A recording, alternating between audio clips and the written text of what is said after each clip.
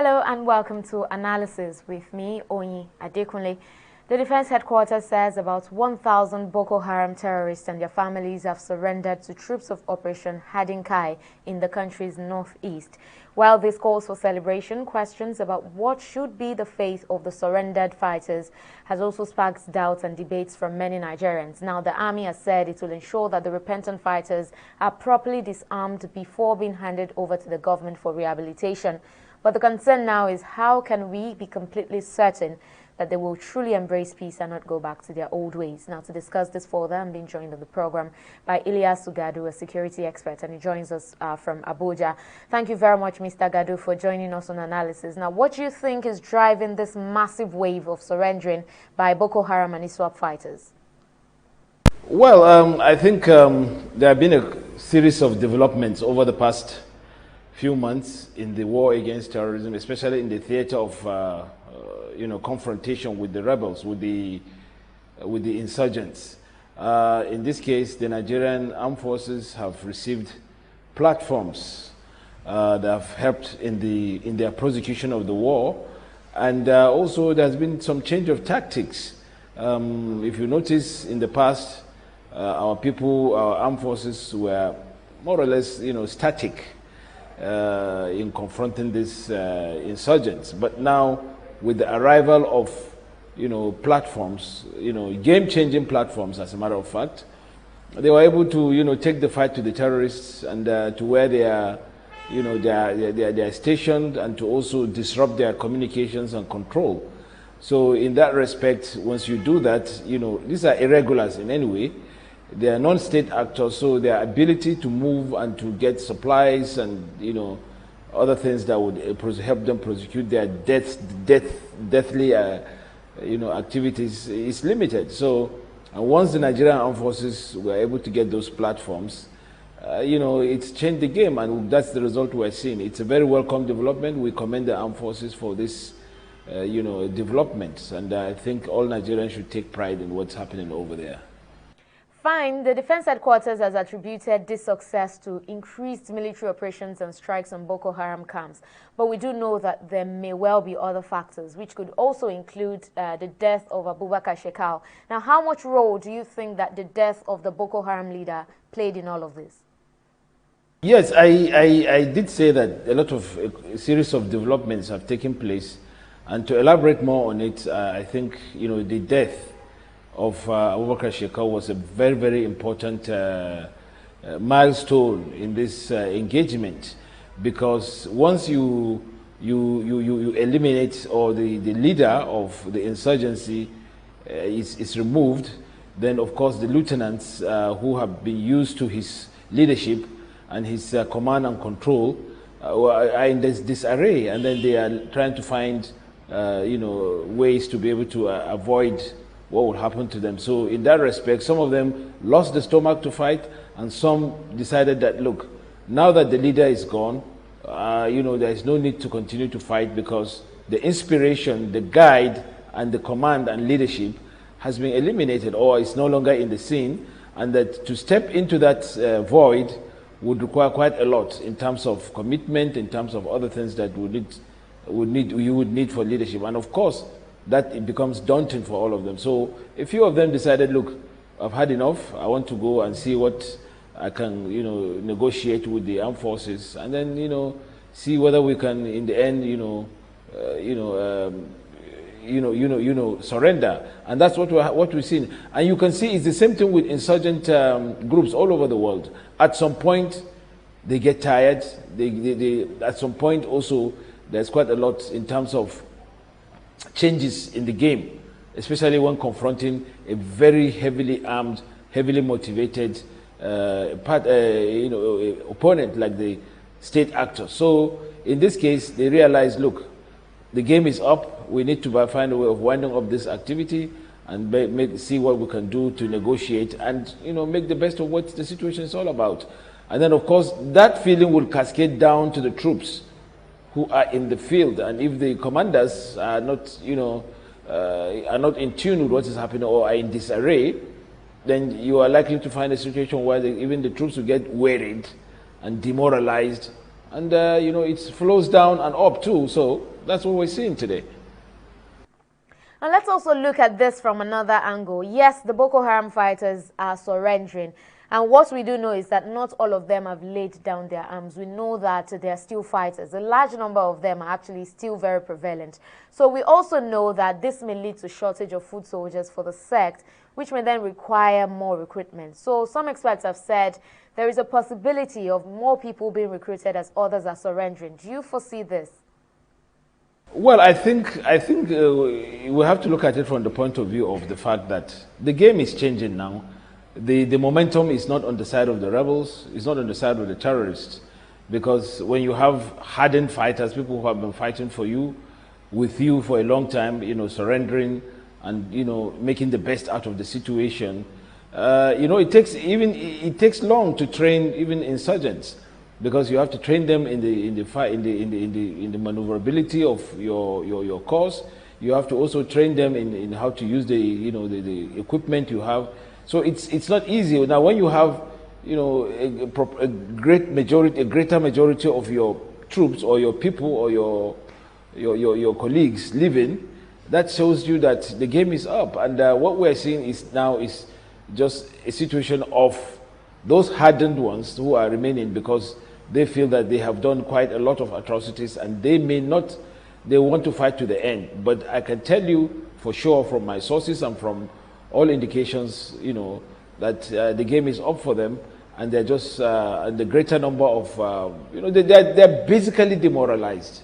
And when in a fight you are demoralized, when in a battle you are demoralized, you can't be able to, recruit, because they are surrounded, and the more the opponent, like the armed forces of Nigeria, is getting the platforms and getting the upper hand, the more the rebels have the terrorists have their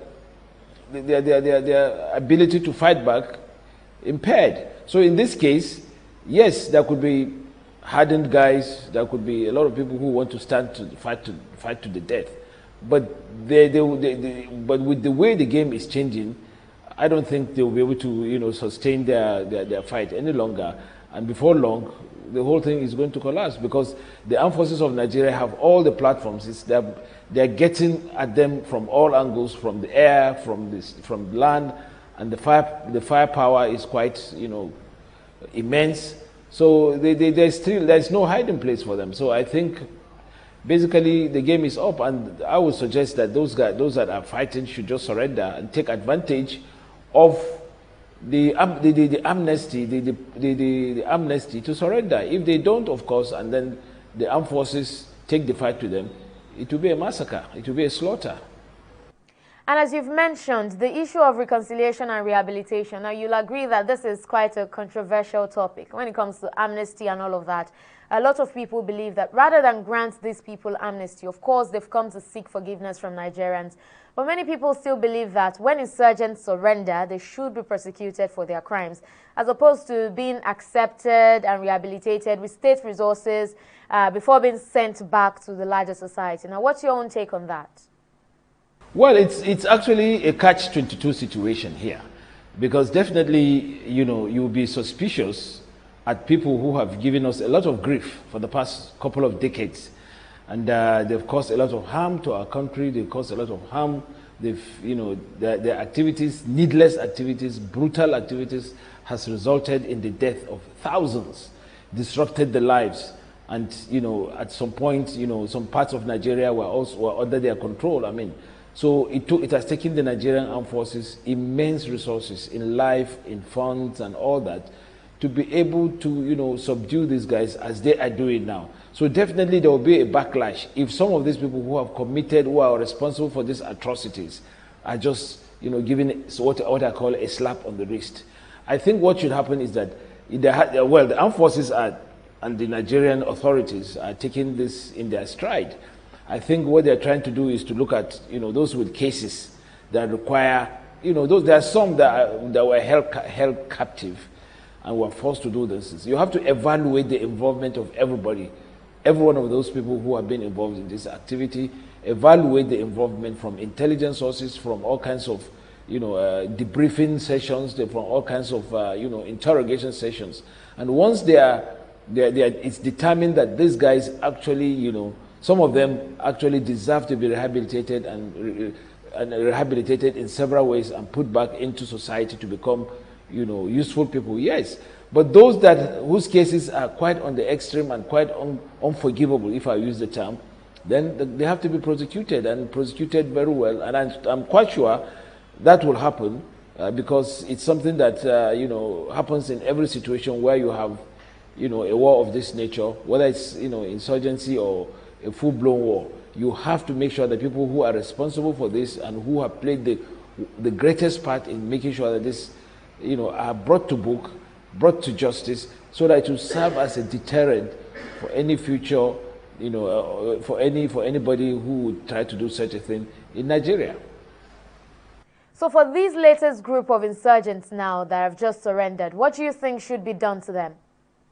Yeah, as I said earlier on, there should be debriefing sessions, interrogating sessions, and all kinds of sessions that would evaluate the extent of the involvement of these individuals. Those that have cases that require further action in terms of legal action, in terms of prosecution, those ones have to be set aside from those that whose roles, for instance, let's look at the Second World War, how it ended. There are some people, the main actors were tried at the Nuremberg trials, and of course their involvement was established in the mass murder and massacre that took place in Second World War. So they were sentenced to appropriate punishment. Those whose involvement were just, in the case, peripheral, and not so deeply involved, and not so deeply involved in the command, control, procedure of the war,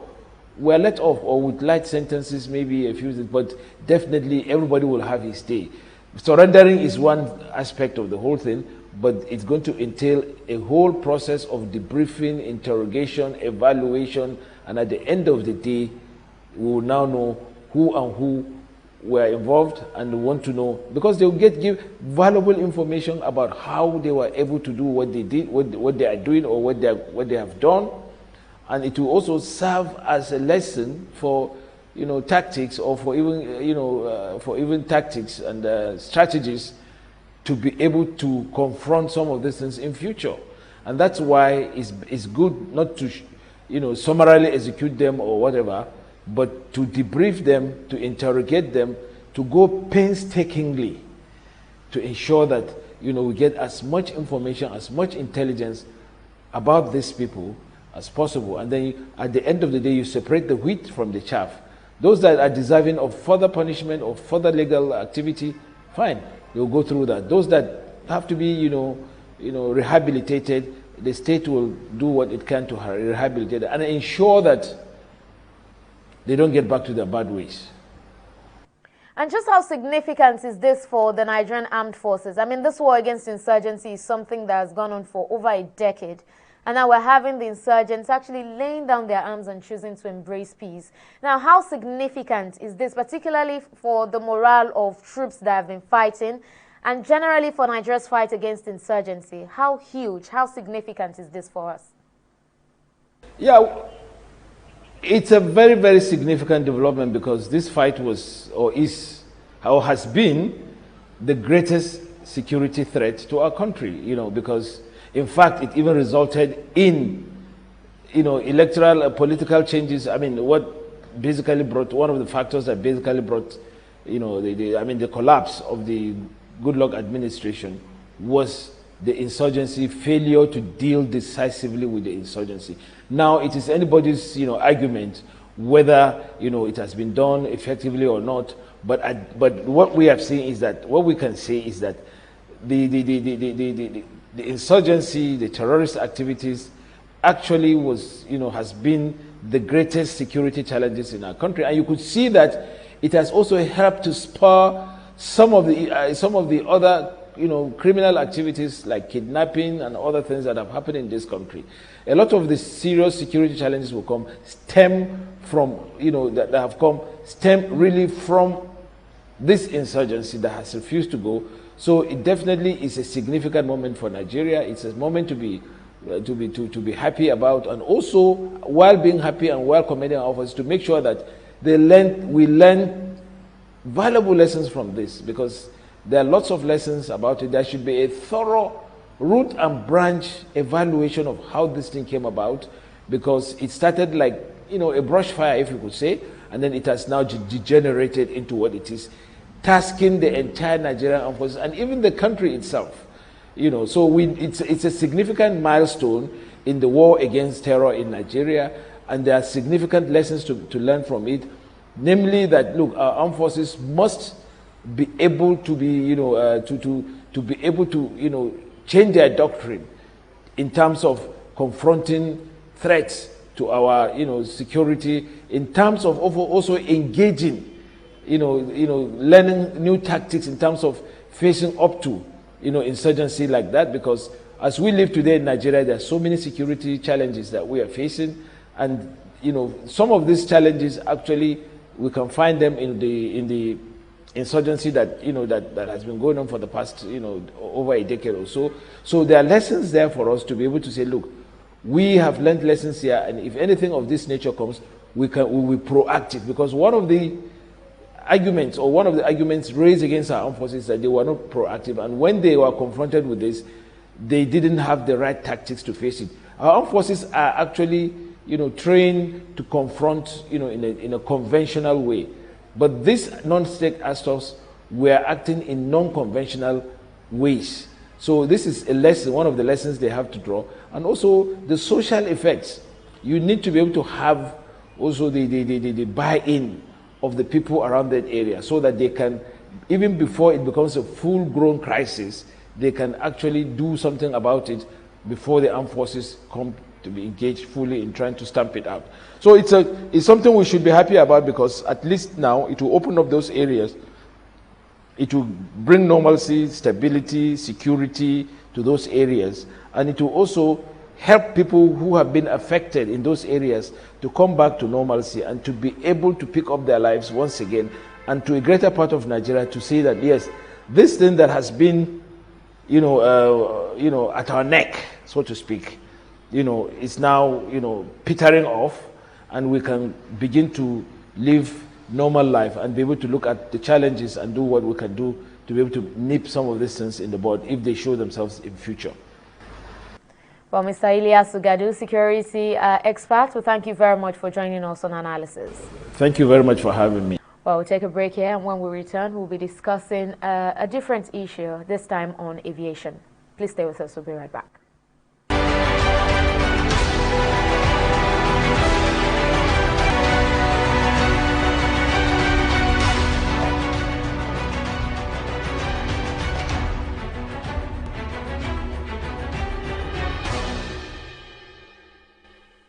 Welcome back. Now, airline operators in Nigeria have been dealing with quite a number of issues occasioned by the emergence of the COVID-19 pandemic. And the latest worry for the operators has been concerns about the rising cost of aviation fuel, popularly called Jet A1. Airline operators say the price instability is taking a toll on their operations. But to discuss this further, I have CAULCRICK, an aviation expert and former rector of the Nigerian College of Aviation Technology, Zaria. Thank you very much, Captain CAULCRICK, for joining us on the program. Now, airlines are yet to recover from the aftermath of the coronavirus pandemic, and now the cost of aviation fuel is rising. Now, what does this mean for the sector and, of course, for operators as well? Yeah, to start with, the aviation sector was not designed for social distancing. That was why it was badly hit. And for the aviation fuel, I would say that's an elephant in the room, and which nobody's talking about, and that is the exchange rate. Because we're not the only people importing fuel. Over 95% of countries around the world, import their fuel. So why it's also unstable is because our exchange rate, the currency is not stable. And because aviation, to start with, is a catalyst for growth. So the government has to find a way. If they really want this catalyst to really propel the economy, the CBN and the federal government will have to come in and see how they can subsidize the aviation fuel. The reason is this, government is the largest seller of forex. So no matter what, if the value or anytime they devalue, government's earning more naira, but then people's income, people's incomes are still constant, and so they have to find a way. It's not the only sector, but for the aviation, that is the main issue. But would you say that the rising cost of aviation fuel is the major or only challenge currently confronting the aviation sector? You see, like I said, it is still the exchange rate. The reason is this: aviation has a very high content. Apart from salaries, every other thing is in forex. Every other thing. Now we've included fuel. So as long as it's only salaries, it's only the wages that are in the local currency. The rest, the other components of aviation are in forex. So it is a special. The same thing with the refineries itself. Apart from the salaries, all the parts and everything, they're in forex. The same thing with NEPA. We don't manufacture anything here. That is power. The same thing with the railways. So we have to find a way around this forex that is destabilizing these key industries. So it's not only aviation, but we need to get it right because, like I said, aviation has a very high content of forex. And from the COVID-19 lockdown in 2020 and now, no doubt, things have picked up a bit for the aviation sector, although maybe not 100% or the same way it used to be. But how will you rate the comeback of the sector? You see, the comeback could have been better if we didn't have to cope with these devaluation again. The comeback, like the other economies where their currencies were steady. So the comeback is there. They are rising like in Dubai. The UAE has a fixed, the currency is pegged to the dollar, which is the currency of the petroleum exports. It's only our own that is not pegged to the dollar because we earn 96% of our earning is already priced in dollar anyway.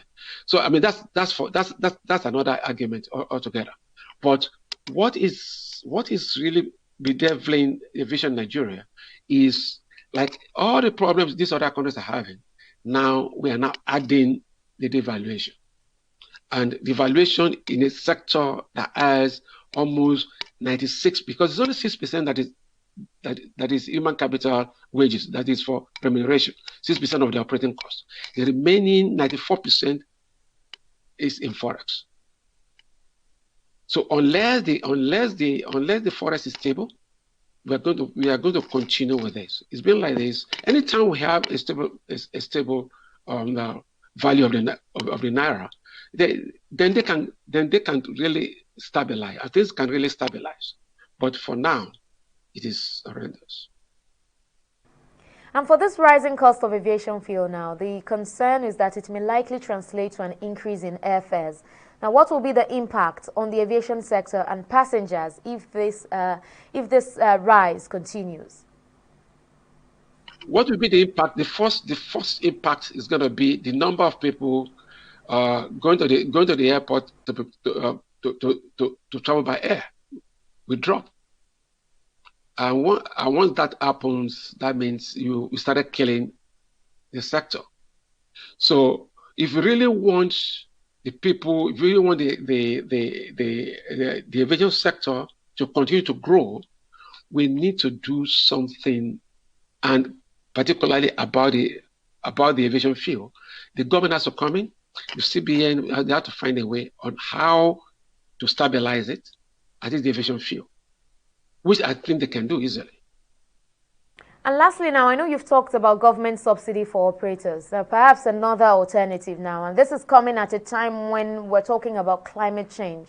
And some climate scientists have raised serious concerns about aviation fuel emission. Now, do you think it's high time we started talking about alternatives? The technology is still far away. You know, we're talking about another 20 years or so. It's still far away. I thought we were here to discuss what we can do quickly. That is the quick wins, you know, on how to solve this problem. That's what I stated about the exchange rate and the subsidy. But for the long term, of course, yes. Everybody's concerned. You know, we want to reduce our dependence on fossil fuel. But for aviation, for flights to be powered by electricity or solar, we're still a long way to that. Osama CAULCRICK, aviation expert and former rector of the Nigerian College of Aviation Technology in Zaria, Kaduna State. We thank you very much for sharing your thoughts with us on analysis. Thank you so much for your time. You're welcome. Well, that's the much we can take on this episode of the program. I am Onyi Adekunle. Thank you for watching. I'll see you again next time. Bye-bye.